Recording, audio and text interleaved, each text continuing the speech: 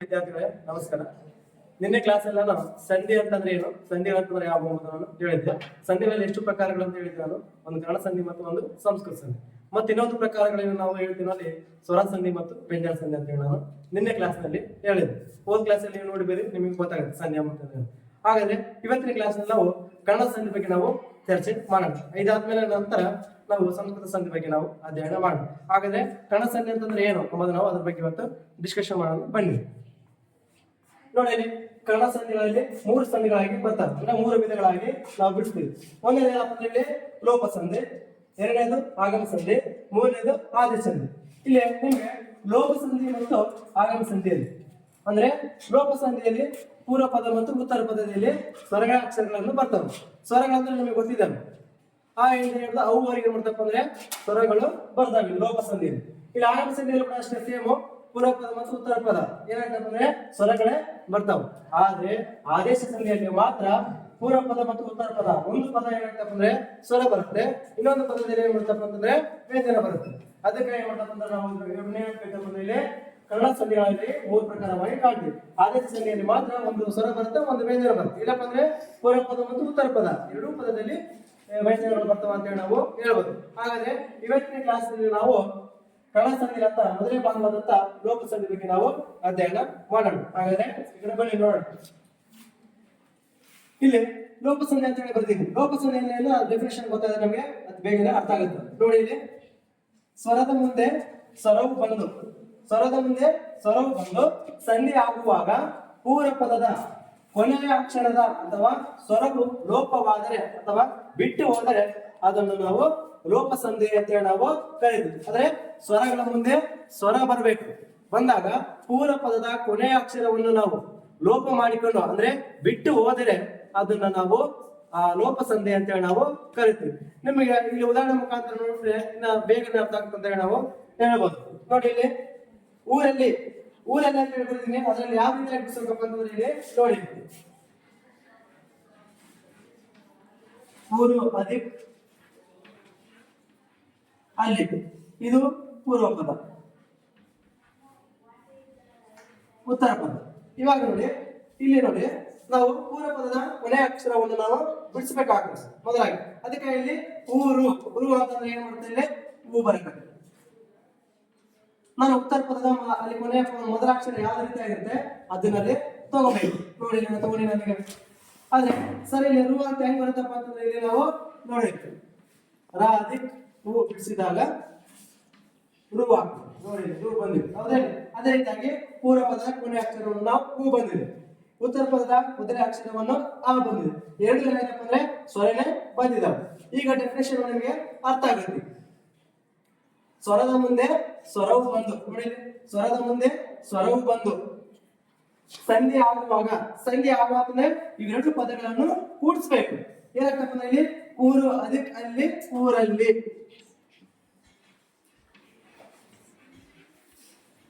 ನೋಡಿ, ಈಗ ಊರಲ್ಲಿ ಅದಕ್ಕೆ ಫಸ್ಟ್ ನೋಡ್ರಿ, ಸ್ವರದ ಮುಂದೆ ಸ್ವರವು ಬಂದು ಸಂಧಿ ಆಗಿಬಿಟ್ಟಿದೆ. ಸಂಧಿ ಆಗುವಾಗ ಪೂರ್ವ ಪದದ ಕೊನೆಯ ಅಕ್ಷರ ಹೂ, ಪೂರ್ವ ಪದದ ಕೊನೆಯ ಅಕ್ಷರವನ್ನು ಹೂ ಅಕ್ಷರ ಏನಂತಪ್ಪ ಅಂದ್ರೆ ಇಲ್ಲಿ ಸ್ವರವು ಲೋಪವಾದ್ರೆ ಅಂದ್ರೆ ಇದನ್ನ ಬಿಟ್ಟು ಹೋಗ್ಬೇಕು. ನಾವು ಸಂಧಿ ಮಾಡ್ಬೇಕಂತಂದ್ರೆ ಇದನ್ನ ಬಿಟ್ಟು ಹೋಗ್ಬೇಕು. ನಾವು ಲೋಪವಾದರೆ ಅಥವಾ ಬಿಟ್ಟು ಹೋದ್ರೆ ಅದನ್ನು ನಾವು ಲೋಪ ಸಂಧಿ. ಇದನ್ನು ಬಿಟ್ಟು ಹೋಗ್ಬೇಕು, ಇದನ್ನ ತಗೋಬೇಕು. ನಾವು ಹೂವನ್ನು ಬಿಟ್ಟಾದಾಗ ಏನಾಯ್ತಪ್ಪ ಅಂದ್ರೆ ಇದನ್ನ ತಗೊಂಡ ಏನಾಯ್ತಪ್ಪ ಅಂದ್ರೆ ರಾ ಬಂದಿವಿ. ಈ ರೀತಿಯಾಗಿ ಪದಗಳನ್ನು ಬಿಡಿಸ್ಬೇಕು. ಇದನ್ನ ಲೋಪ ಸಂಧಿ. ನೀವು ಹೇಳೋ ಸಂದರ್ಭದಲ್ಲಿ ಪೂರ್ವ ಪದದ ಕೊನೆಯ ಅಕ್ಷರವನ್ನು ಲೋಪ ಮಾಡ್ಕೊಂಡ್ರೆ ಇದನ್ನ ಬಿಟ್ಟು ಹೋಗ್ಬೇಕು. ಬಿಟ್ಟು ಹೋದಾಗ ಇದನ್ನ ನಾವು ಇದಕ್ಕೆ ಸೇರಿಸ್ಬೇಕು. ಇದನ್ನ ಸೇರಿಸಿದಾಗ ಇದು ರಾ ಆಗುತ್ತೆ. ಅದಕ್ಕಾಗಿ ಇಲ್ಲಿ ಅಕ್ಷರಗಳನ್ನು ರಾ ಬಂದಿದೆ. ಬಿಡಿಸಿದಾಗ ಊರಲ್ಲಿ, ಅದಕ್ಕಾಗಿ ಊರು ಅಧಿಕ್ ಅಲ್ಲಿ ಊರಲ್ಲಿ. ಈ ರೀತಿಯಾಗಿ ಪದಗಳನ್ನು ಬಿಡಿಸ್ಬೇಕು. ಇನ್ನ ಎರಡನೇ ನೋಡಿಗೆ ಇನ್ನ ಬೇಗ ಅರ್ಥ ಆಗುತ್ತದೆ. ಅದರೊಳಗೆ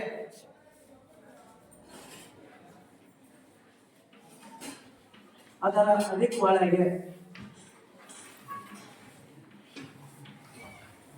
ನೋಡಿ, ಹೇಳಿದಲ್ಲಿ ಪೂರ್ವ ಪದ ಉತ್ತರ ಪದ. ನೋಡಿ, ನಾನು ಭೇದ ನಾನು ಅದರೊಳಗೆ ಹೇಳಿದಾಗ ಪೂರ್ವಪದದ ಕೊನೆಯ ಅಕ್ಷರವನ್ನು ನಾವು ತಗೋಬೇಕಾಗ್ತದೆ. ಅದರ ಅಂತಂದ್ರೆ ಇಲ್ಲಿ ಆ ಬರ್ತದೆ. ಇಲ್ಲಿ ಉತ್ತರ ಪದದ ಮೊದಲ ಅಕ್ಷರವನ್ನು ನಾವು ತಗೋಬೇಕಂತ ಹೇಳಿದ್ರೆ ನಾವು ಓ ಐತಿ ಇಲ್ಲಿ.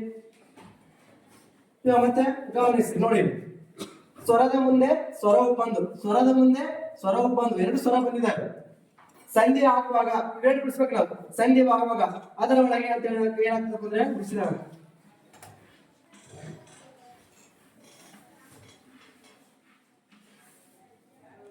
ನೋಡಿ ಈಗ ಸ್ವರದ ಮುಂದೆ ಸ್ವರದು ಬಂದು, ಸ್ವರದ ಮುಂದೆ ಸ್ವರವು ಬಂದು, ಸಂಧಿ ಆಗುವಾಗ ಸಂಧಿ ಆಗಿಬಿಟ್ಟಿದೆ.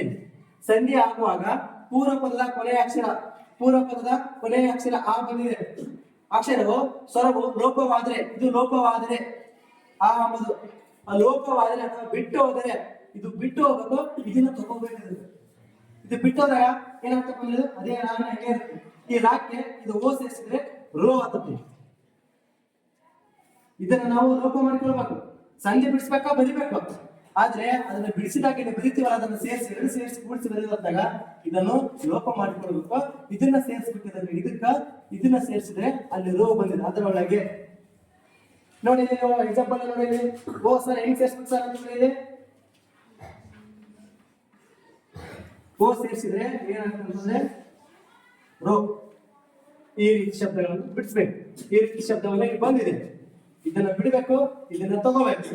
ಅದಕ್ಕಾಗಿ ಅದರ ಒಳಗೆ ಅದರೊಳಗೆ ಈ ರೀತಿಯಾಗಿ ಬಿಡಿಸ್ಬೇಕು. ಹಾಗಾದ್ರೆ ನೆಕ್ಸ್ಟ್ ಲಾಸ್ಟ್ ನಿಮ್ಗೆ ಉದಾಹರಣೆ ನೋಡಿದ್ರೆ ನಿಮಗೆ ಅದು ಬೇಗ ಅರ್ಥ ಆಗ್ತಿಲ್ಲ.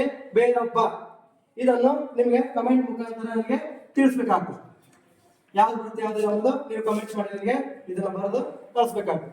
ಇನ್ನ ಒಂದು ಕೆಲವೊಂದು ಉದಾಹರಣೆ ನೋಡಿದ್ರೆ ಆದಷ್ಟು ಬೇಗ ನಿಮ್ಗೆ ಅರ್ಥ ಆಗ್ತದೆ ಅಂತ ಹೇಳಿ ನಾವು ಹೇಳ್ಬೇಕು. ನೋಡೋಣ ಬನ್ನಿ ಉದಾಹರಣೆ ನೋಡಿ. ಇಲ್ಲಿ ಉದಾಹರಣೆ ಬೇರೊಂದು ಪದಗಳನ್ನು ನಾವು ಬರೆದಿದ್ವಿ. ಬೇರೊಂದು ಅಂತ ಬರೆದಾಗ ನಾವು ಅದನ್ನ ಬಿಡಿಸ್ಬೇಕಂತ ಬಿಡಿಸ್ಬೇಕಪ್ಪ ಅಂದ್ರೆ ಇದು ಯಾವ ಪದ ಅಂತ ಹೇಳಿದೆ? ಪೂರ್ವ ಪದ, ಇದು ಉತ್ತರ ಪದ. ಇಲ್ಲಿ ನಾವು ಬಿಡಿಸಿದಾಗ ಬೇರೊಂದನ್ನು ಬಿಡಿಸಿದಾಗ ಬೇರೆ ಅಧಿಕ್ ಒಂದು ಬೇರೊಂದು ನೋಡಿ. ಬೇರೆ ಅಂತಂದ್ರೆ ಬರುತ್ತೆ ಲಾಸ್ಟ್ ಅಕ್ಷರ ಏ ಬರ್ತದೆ. ಉತ್ತರ ಪದದ ಮೊದಲ ಅಕ್ಷರವನ್ನು ತಗೋಬೇಕಂತ ಹೇಳಿ ಆಲ್ರೆಡಿ ಹೋದ್ ಕ್ಲಾಸ್ ಅಲ್ಲಿ. ಅದಕ್ಕಾಗಿ ನೋಡ್ತಂದ್ರೆ ಇದು ಸ್ವರ ಬಂದಿದೆ, ಇದು ಸ್ವರ ಬಂದಿದೆ, ಎರಡು ಸ್ವರ ಬಂದಿದೆ ಅಂತಂದ್ರೆ ಅವ ನಾವು ಬಿಡಿಸಿದಾಗ ಅದು ಕೂಡಿಸಿ ಹೇಳುವಾಗ ಏನಾಗ್ತಕ್ಕಂತಂದ್ರೆ ಈ ಪದ ಎ ಎಂಬುದು ಲೋಪ ಮಾಡಿಕೊಳ್ಳಬೇಕು. ಇದು ಲೋಪ ಮಾಡಿಕೊಂಡು ಇದಕ್ಕೆ ಎದಕ್ಕೆ ಓ ಸೇರಿಸಿದ್ರೆ ರೋ ಆಗ್ತದೆ. ರೋ ಬಂದಿದೆ ನೋಡಿ, ರೋ ಬಂದಿದೆ ಇಲ್ಲಿ ನೋಡಿ. ಬೇರೊಬ್ಬ ಬೇರೊಂದು ರೋ ಸೇರಿಸ್ಬೇಕು. ಬೇರೊಂದು ಇದಕ್ಕ ಇದು ಲೋಪ ಮಾಡಿಕೊಳ್ಬೇಕು. ಲೋಪ ಮಾಡಿಕೊಂಡಾಗ ಇದಕ್ಕ ಓ ಸೇರಿಸ್ಬೇಕು. ಓ ಸೇರಿಸಿದ್ರೆ ಏನಂತಪ್ಪ ಅಂದ್ರೆ ಇಲ್ಲಿ ರೇ ಆಗ್ತದೆ. ಅದಕ್ಕೆ ಕೂಡಿಸಿ ಬರೋದಾಗಿರೋದು, ಕೂಡಿಸಿ ಬರೋದಾಗ ಬೇರೊಂದು ಈ ರೀತಿಯಾಗಿ ಪದಗಳನ್ನು ಬಿಡಿಸ್ಬೇಕು. ಹಾಗಾದ್ರೆ ನಾವಿಲ್ಲಿ ಕೂಡ ಬರ್ತಿದ್ದೀವಿ ನೋಡಿ. ಒಮ್ಮೊಮ್ಮೆ ಅಂತಂದ್ರೆ ಒಮ್ಮೆ ಅಧಿಕ್ ಒಮ್ಮೆ, ಒಮ್ಮೊಮ್ಮೆ ನಾವು ಎಕ್ಸಾಂಪಲ್ ಇಲ್ಲಿ ಒಮ್ಮೆ ಅಂತಂದ್ರೆ ಏನ್ ಮಾಡ್ತಿದ್ದೀನಿ ಏ ಬರಕತ್ತೆ. ಮತ್ತೆ ಇಲ್ಲಿ ಏನ್ ಮಾಡ್ತಪ್ಪ ಅಂದ್ರೆ ಒಮ್ಮೆ ಏ ಬರ್ತದೆ.